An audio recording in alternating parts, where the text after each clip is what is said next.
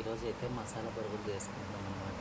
చూడండి, బొరుగులు అయితే నూనెలో కొంచెం పసుపు వేసి వేయించుకున్నాము.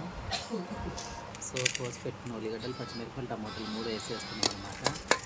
సో ఇవి వేయించి పెట్టుకున్న పల్లీలు అనమాట, బుడ్డపప్పులు, మా సైడ్ బుడ్డపప్పులు అంటారు.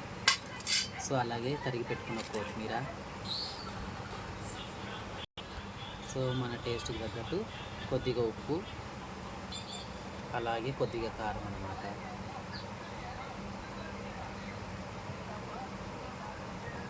సో అలాగే కొద్దిగా గరం మసాలా అన్నమాట. సో కొద్దిగా బూందీ మిక్చర్ ఇది వేసుకొని ఇంకా నీట్గా కలిపేసుకోవడమే అనమాట. సో ఇంకా నీట్గా కలిపేసుకోవాలన్నమాట.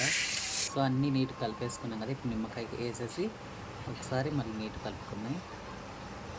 సో చూసారు కదండి, బాగా నీట్గా కలిపేసుకున్నాం.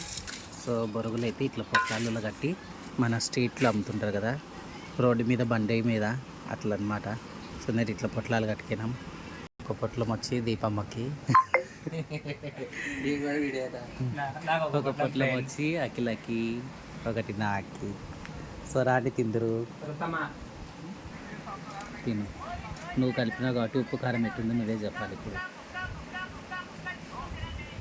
హాయ్ ఫ్రెండ్స్, రండి తిందాం. చాలా బాగుంది, పుల్ల పుల్లగా కారం కారంగా ఉంది బాగా.